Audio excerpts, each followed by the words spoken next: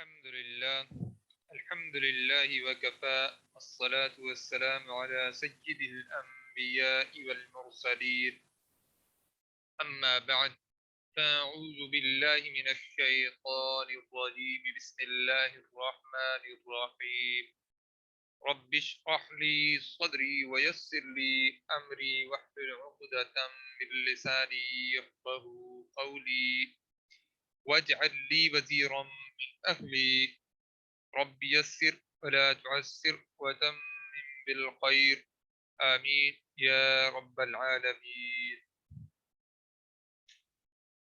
آج سے ہم انشاءاللہ دہرائی کریں گے جو پیچھے ہم نے مرکبات سے شروع کیا ہے، اور یہ ضمائر تک جہاں سے ہم نے کل ضمائر شروع کرنی تھی تو وہاں تک ہم دہرائی کریں گے، اور یعنی تسلی سے میں چاہتا ہوں کہ دہرائی ہو جائے اور اچھے طریقے سے کر کے اس کے بعد جو ہے آپ کا انشاءاللہ میری کوشش ہے کہ ٹیسٹ لے لوں گا، اور پھر ہم انشاءاللہ اس سے آگے چلیں گے۔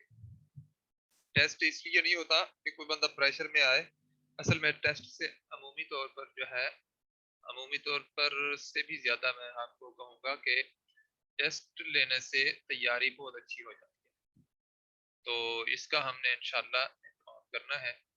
تو کوشش ہے، انسان سے کمی بیشی پھر بھی ہوتی ہے، تو جو ہے انشاءاللہ یہ ٹیسٹ ہو جائے گا، اور اس کے بعد پھر ہم آگے جو ہے جیسے ہماری کلاس چل رہی ہے اسی طرح انشاءاللہ چلتی رہے گی۔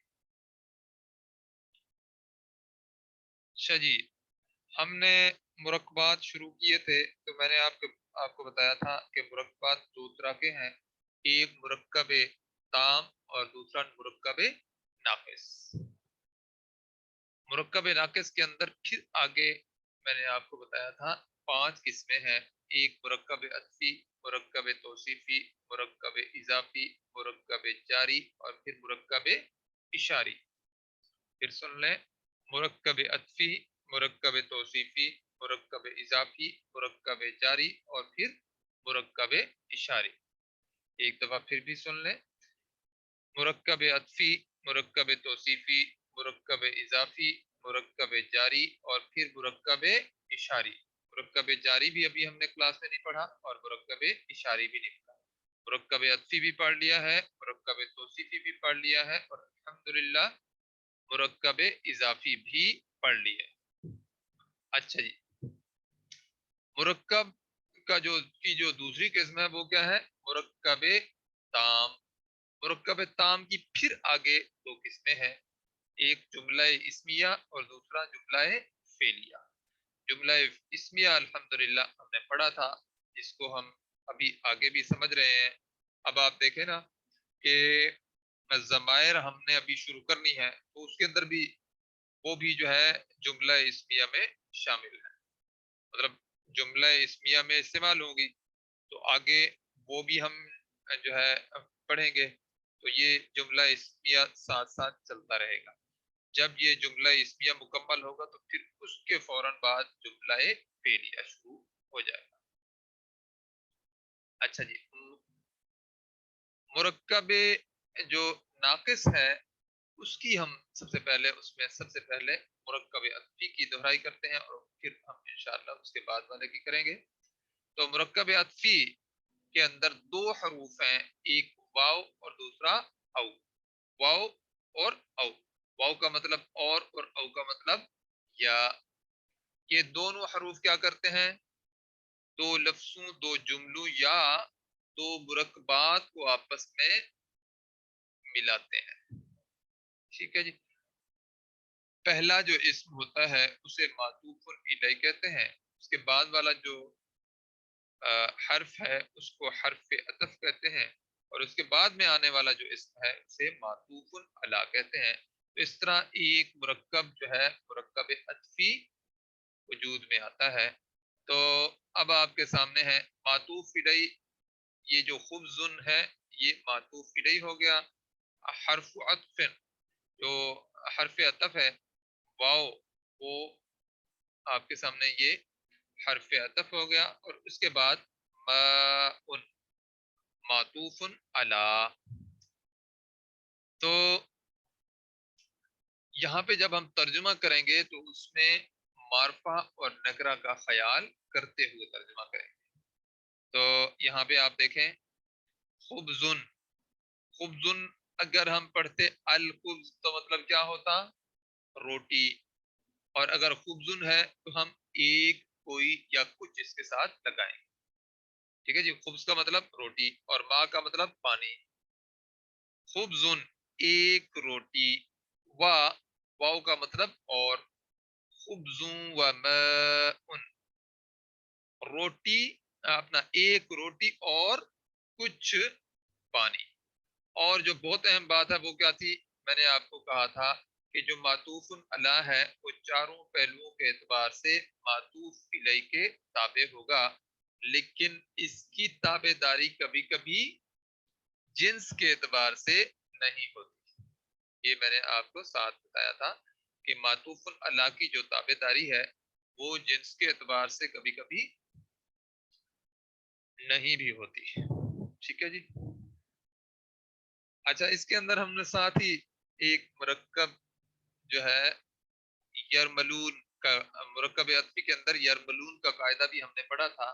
وہ قاعدہ کیا تھا کہ حروف اپنا نون ساکن یا تنوین کے بعد اگر حروف یرملون میں سے کوئی حرف آ جائے، یعنی یا، را، میم، لام، واو، نون ایسے کوئی حرف آ جائے تو اس میں ہم کیا کریں گے؟ وہاں پر ادغام ہوگا. اس کو کہتے ہیں ادغام کا قاعدہ یا یرملون کا قاعدہ. تو جیسے یہاں پہ آپ کے سامنے ہے شاکرون و عادلون، آگے واو کیا ہے؟ حروف یرملون میں سے ہے، تو یہ اس سے پہلے تنوین ہے. تو تنوین کے بعد اگر حروف یرملون میں سے کوئی حرف آئے گا تو ادغام ہوگا. تو شاکرون کی بجائے ہم کیا پڑھیں گے؟ شاکرون و عادلون، شاکرون و عادلون. اچھا، اسی طرح ہم نے حمزۃ الوصل کا قاعدہ بھی پڑھا تھا. حمزۃ الوصل کا قاعدہ کیا ہے کہ ال کے ساتھ عمومی طور پر ایک الف لگا ہوا نظر آتا ہے ہمیں، تو اس کے اوپر جو ہے ہم حرکت لگاتے ہیں. کبھی زبر لگتی ہے، کبھی زیر لگتی ہے، کبھی پیش لگتی ہے. اور میں آپ کو بتا دوں کہ لام کے ساتھ جب ہوگا تو اس کے اوپر زبر ہوتی ہے عمومی طور پر. ٹھیک ہے جی. اچھا، اس کا کام کیا ہے؟ اس کو کہتے ہیں حمزۃ الوصل. ٹھیک ہے جی، یا حمزہ وصلی. تو اس کا کام کیا ہے؟ اس سے پہلے اگر کوئی حرف آ جائے، اسے جب بھی پتہ چل جائے کہ اس سے کوئی حرف پہلے آیا ہے، تو یہ اس کے اوپر جو بھی حرکت ہوتی ہے یہ اپنی حرکت گرا دیتا ہے. اب جیسے واؤ کو ہم جمع کرنے لگے ال کے ساتھ، تو اسے جو ہی پتہ چلا تو اس نے یہاں پہ اپنی حرکت ہٹا دی، ختم کر دی. تو جب اس سے پہلے کوئی حرف آ جائے تو حمزہ وصلی لکھنے میں تو نظر آتا ہے، پڑھنے کے اعتبار سے اس کی حرکت ختم ہو جاتی ہے. پھر پیچھے والا جو بھی حرف ہوگا بعد والے حرف کے ساتھ ملایا جائے گا. اس کو ہم کیا کہیں گے؟ والحسن. والحسن پڑھیں گے تو غلط ہو جائے گا، والحسن پڑھیں گے تو بالکل ٹھیک ہوگا. ٹھیک ہو گیا؟ اچھا جی.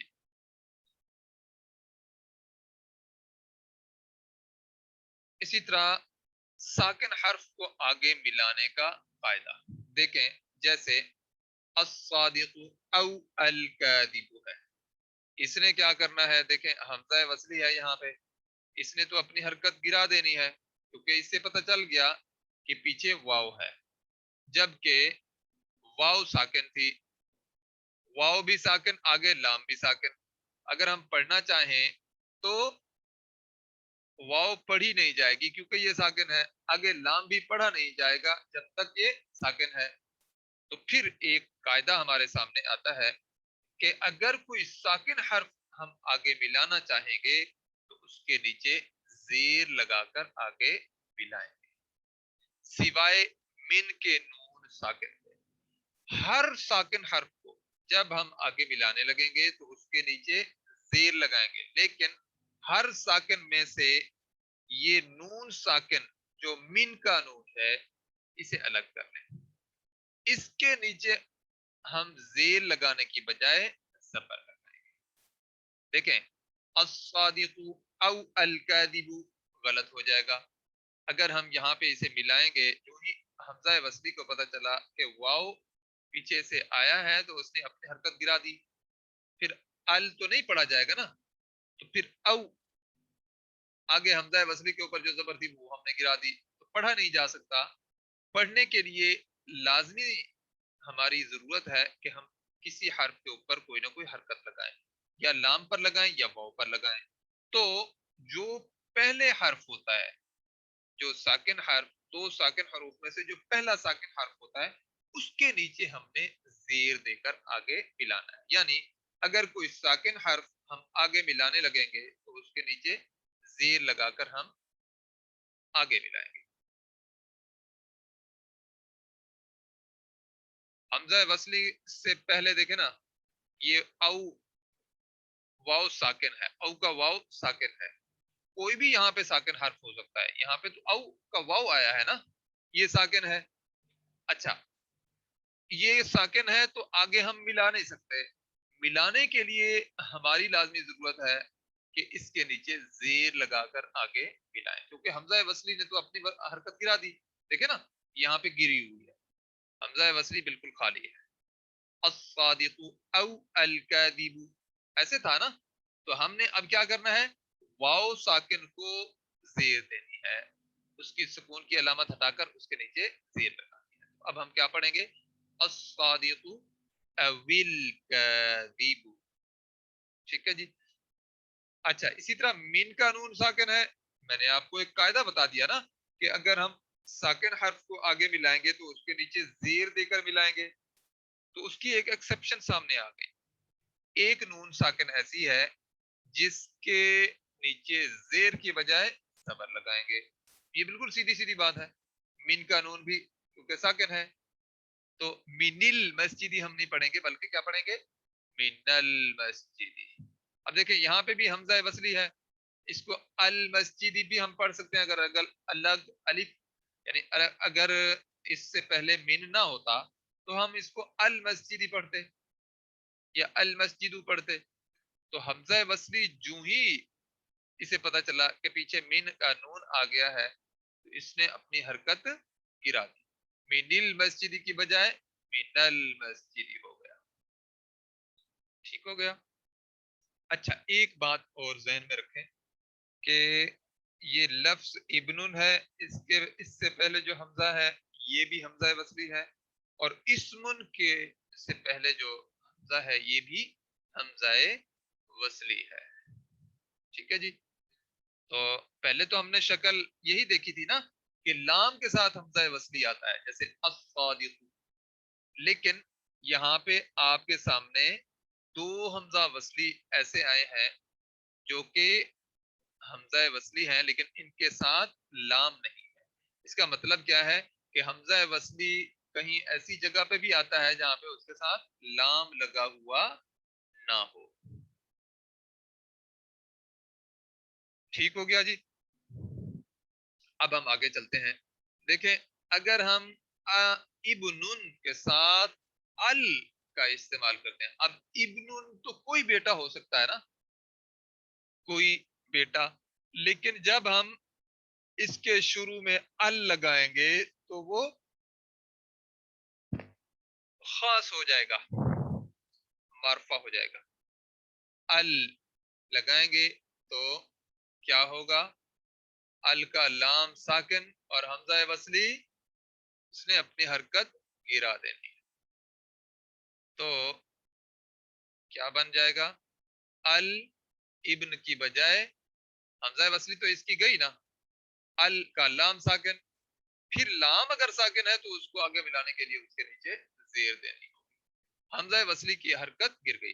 अच्छा, लिखने में जो है ये जो हमजा वसली था वो लाम के साथ जुड़ जाएगा, ये अब अलिफ की शक्ल अख्तियार कर लेगा और इसके साथ जुड़ जाएगा। और देखें, लाम के नीचे हमने जेर लगाई आगे मिलाने के लिए, अलिब्नु, अल इब्नु की बजाय अलिब्नु। अच्छा, अब ये जो लाम के नीचे जेर है ना, वो हमजा वसली के नीचे ये जो जेर आपको नजर आ रही है वो नहीं है, ये तो इसने तो अपनी हरकत गिरा दी।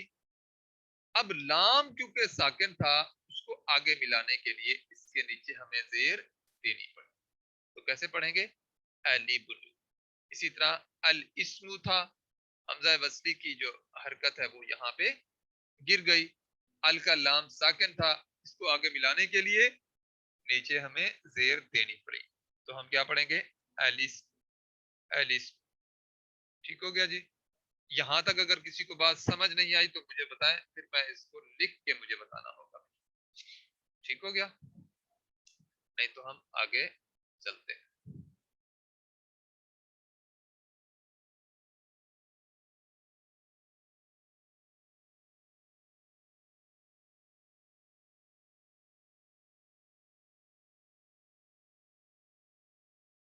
اچھا جی، چلیں جی. جی چلیں، یہ انہوں نے کہا جی لکھ کر بتائیں. چلے میں اب آپ کو سمجھا دیتا ہوں. لکھ دیکھیں، ابن ہے نا،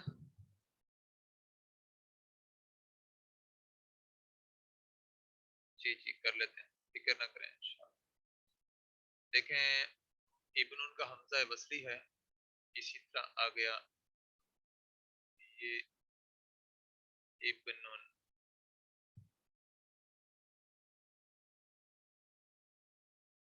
ابن ہے، ٹھیک ہو گیا. اب ہم چاہتے ہیں اس کے ساتھ جو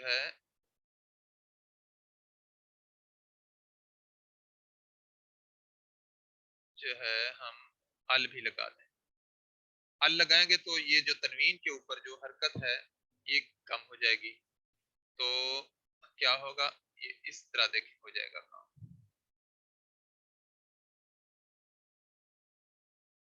لام ساکن، اس کے اوپر حمزہ وصلی کے اوپر زبر ہوتا ہے عمومی طور پر. اچھا، اب جو ہی حمزہ وصلی کو پتہ چلا کہ پیچھے سے ال کا لام ساکن آ گیا ہے، ٹھیک ہے، تو اس نے کیا کیا؟ اپنی حرکت گرا دی. اب یہ خالی ہو گیا نا ال. اب دیکھیں لام کا لام ساکن، آگے با ساکن. لیں جی، کوئی پڑھ کے ذرا کوشش کرے پڑھنے کی. پڑھا جا سکتا ہے تو پڑھنے کے لیے دیکھیں نا ال. رک گئے نا ہم. اب ہمیں وہ والا قاعدہ سامنے رکھنا ہوگا جو میں نے آپ کو بتایا کہ کوئی ساکن حرف جب ہم آگے ملائیں گے تو اس کے نیچے زیر دے کر ملا دیں. اب پڑھ کر ذرا غور کریں. اب ہم پڑھ سکتے ہیں نا علی بدو.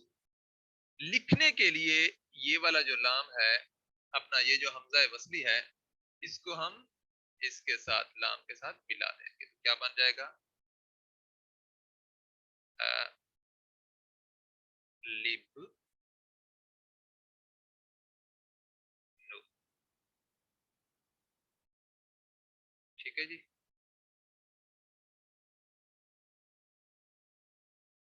ہاں جی، اب بتائیں بات سمجھ آ گئی ہے؟ لب نو. ماشاء اللہ. چلیں جی.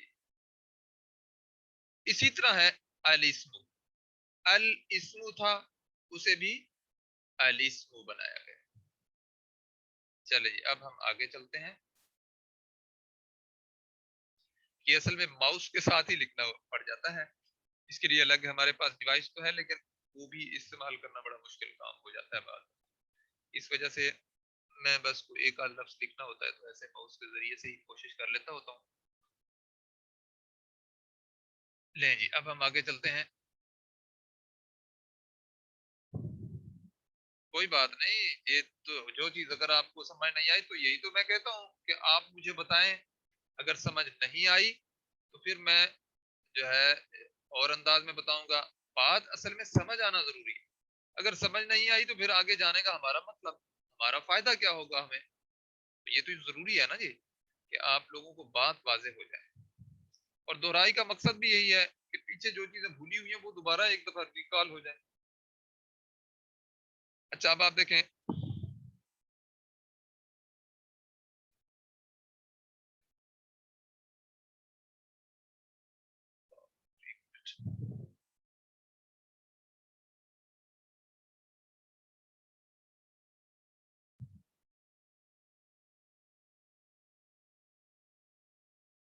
میرے سے کہیں غلط جگہ پہ کلک ہو گیا ہے. تو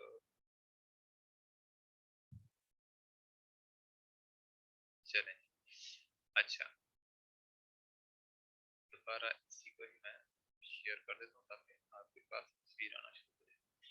اب آپ دیکھیں اس کی ایک ہم بس مشق کریں گے. دیکھیں خبز و ماء، یہ کیا ہے؟ خبز و ماء. تو ہم نے آگے پڑھا کیا تھا؟ تنوین کے بعد اگر واو حروف، یعنی واو کیونکہ حروف یرملون میں سے ہے، خبز و ماء ان کی بجائے خبز و ماء. ترجمہ کیا ہوگا؟ ایک روٹی اور کچھ پانی. تو تجزیہ ہم نے کرنا تھا کہ جو معطوف علی ہے وہ رفع کی حالت میں ہے، تو معطوف الی بھی رفع کی حالت میں ہے. معطوف علی واحد ہے تو اپنا جنس کے اعتبار سے مذکر ہے، تو اس سے پہلے جو خبزن ہے یہ بھی مذکر ہے. اچھا معطوف علی جو ہے واحد ہے تو معطوف الی بھی واحد ہے. معطوف علی اگر نکرہ ہے تو معطوف الی بھی نکرہ ہے. تو اس اعتبار سے دیکھیں چاروں پہلوؤں کے اعتبار سے جو ہے برابر ہو گیا. لیکن جنس کے اعتبار سے میں نے آپ کو بتایا کبھی کبھی جو ہے یہ میچ نہیں کرتا. خبز و ماء، ایک روٹی اور کچھ پانی. اسی طرح الخبز والماء. اب الخبز جب ہم نے پڑھا تو پہلے تنوین نہیں تھی. الخبز زا کے اوپر تنوین نہیں ہے نا، ایک حرکت بچ گئی ال لگانے کی وجہ سے. تو اب ہمیں ادغام کا قاعدہ یہاں پہ لگانے کی ضرورت نہیں پڑی. دیکھیں الخبز والماء، روٹی اور پانی. ٹھیک ہو گیا. چلے جی یہ تو ہماری ہو گئی اس کی پریکٹس. اب ہم آگے ایک اور مرکب دیکھتے ہیں، وہ کیا ہے؟ مرکب توصیفی. ان کے اب ہم نے قواعد دیکھنے ہیں، پہلے ساری ہم پریکٹس الحمدللہ کر چکے ہیں. مرکب توصیفی ہے تو مرکب توصیفی کے اندر کم از کم دو اجزاء ہوتے ہیں. اس میں سب سے پہلی چیز کیا ہے؟ موصوف، اور دوسرا اس کی صفت. سب سے پہلے چیز کیا ہے؟ موصوف، اور دوسری اس کی صفت. اچھا عربی کے اعتبار سے جو ہے موصوف پہلے آتا ہے اور صفت بعد میں آتی ہے. جب ہم ترجمہ کریں گے تو اس کا بالکل ترجمہ الٹ کر کے کریں گے، یعنی صفت کا ترجمہ پہلے لکھیں گے اور موصوف کا ترجمہ بعد میں لکھیں گے. ٹھیک ہو گیا. اچھا دیکھیں الرجل، یہ کیا ہے؟ موصوف ہے. الصالح اس کی صفت ہے، یعنی اچھا ہونا، نیک ہونا اس کی صفت ہے آدمی کی. اب جب ہم صفت کا ترجمہ کریں گے تو اسے پہلے لے آئیں گے اور موصوف کا ترجمہ بعد میں. تو ترجمہ کیا ہوگا؟ نیک مرد. اب رجل کا مطلب مرد اور الصالح کا مطلب نیک. اچھا اردو میں اگر آپ دیکھنا چاہیں تو دیکھیں صرف پہلے آئی اور موصوف بعد میں آیا. خوبصورت صفت ہے کس کی؟ لڑکے کی، خوبصورت لڑکا. اسی طرح نیک ہونا صفت ہے کس کی؟ مرد کی. یہاں پہ نیک صفت ہے مرد. تو ترجمہ ہم نے الٹ کر کے کیا. اچھا اب بہت اہم بات اس کے اندر کیا ہے، اس کا مرکب توصیفی کے اندر، کہ جو صفت ہے وہ چاروں پہلوؤں کے اعتبار سے موصوف کے تابع ہوتی ہے عمومی طور پر. ٹھیک ہے جی. صفت چاروں پہلوؤں کے اعتبار سے موصوف کے تابع ہوتی ہے. یہ بات ذہن نشین کر لیں اچھے طریقے سے. پھر سن لیں مرکب توصیفی کے دو اجزاء ہیں کم از کم. اس میں سے پہلا موصوف اور دوسرا اس کی صفت ہوتی ہے. صفت جو ہے چاروں پہلوؤں کے اعتبار سے موصوف کے تابع ہوتی ہے. ٹھیک ہو گیا. صفت وہ اسم ہے جو کسی اسم کی تعریف بیان کرے، اور موصوف وہ اسم ہے جس کی تعریف بیان کی جائے.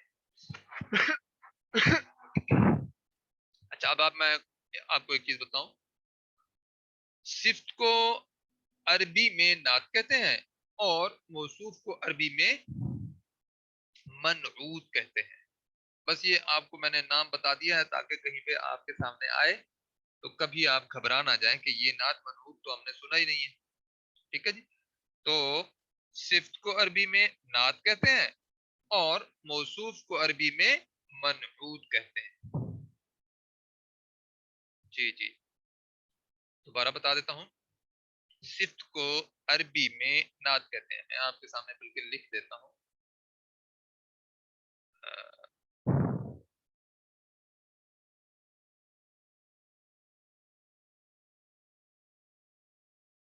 ٹھیک ہے جی. نعت نعت اور منعوت.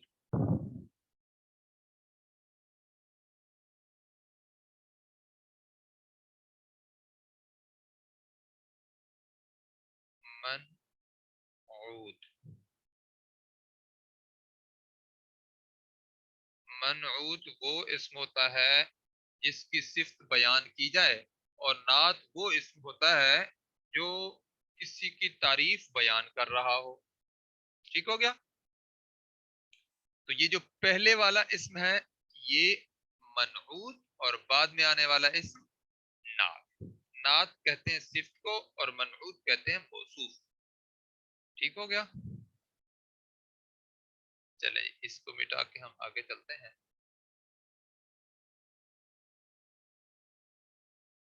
جی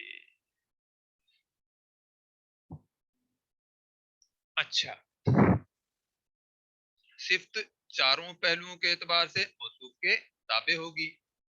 ایک ہم مثال یہاں پہ دیکھ لیتے ہیں. چاروں پہلو میچ کر کے دیکھ لیتے ہیں. دیکھیں صفت چاروں پہلوؤں کے اعتبار سے موصوف کے تابع ہے. اگر موصوف رفع کی حالت میں ہوگا تو صفت بھی رفع کی حالت میں ہوگی. اگر موصوف واحد اپنا جنس کے اعتبار سے مذکر ہوگا تو اس کی صفت بھی مذکر ہوگی. اچھا اگر موصوف عدد کے اعتبار سے واحد ہوگا تو اس کی صفت بھی واحد ہوگی. اچھا اگر موصوف عدد کے اعتبار اپنا وسعت کے اعتبار سے نکرہ ہوگا تو اس کی صفت بھی نکرہ ہوگی. تو اب آپ دیکھیں چاروں پہلوؤں کے اعتبار سے صفت موصوف کے تابع ہے. ترجمہ کیا ہوگا؟ رجل صالح ایک نیک آدمی. ٹھیک ہو گیا. الرجلین الرجلین الصالحین دو نیک آدمی. ٹھیک ہو گیا. کیونکہ یہ تثنیہ ہے. تثنیہ کا مطلب دو. دو نیک آدمی. اچھا ایک اور بہت اہم بات ہے وہ ذہن نشین کر لیں. اب اس کا یعنی آخری میں قاعدہ آپ کو بتا رہا ہوں وہ کیا ہے. اگر موصوف جو پہلے والا اسم ہے موصوف غیر عاقل کی جمع مکسر ہو تو اس کی جو صفت ہے وہ واحد مؤنث آئے گی. اگر پہلے والا اسم جو منعوت کہلاتا ہے موصوف غیر عاقل کی جمع مکسر ہو تو اس کی جو صفت ہے وہ واحد بھی ہوگی اور مؤنث بھی ہوگی. ٹھیک ہو گیا. واحد مؤنث آئے گی. یعنی اگر یہاں پہ پہلا جو اسم ہے وہ مذکر ہے تو اس کے بعد جو اس کی صفت ہے وہ اب مذکر نہیں ہوگی بلکہ مؤنث ہوگی. اچھا اگر پہلا جو اسم ہے وہ جمع ہے اور ہے غیر عاقل کی جمع مکسر تو اس کی جو بعد میں آنے والی صفت ہے اب اسے فالو نہیں کرے گی. اب مؤنث آئے گی. ٹھیک ہے. واحد بھی ہوگی اور مؤنث بھی آئے گی. یہ اس کی ایکسیپشن ہے. ایسے سمجھیں اپنا اقلام جمیلتن. اقلام جمیلتن. تو اقلام کیا ہے؟ موصوف. اور جمیلتن کیا ہے؟ اس کی صفت. اور اقلام دیکھیں غیر عاقل کی جمع مکسر ہے. اب آپ مجھے بتائیں کسی کو اگر عاقل یا غیر عاقل کا پتہ نہ ہو تو وہ بھی میں بتا دوں. جی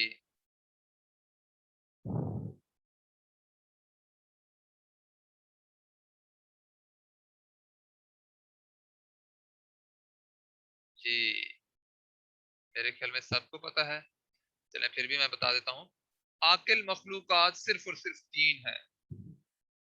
انسان جنات اور فرشتے. اور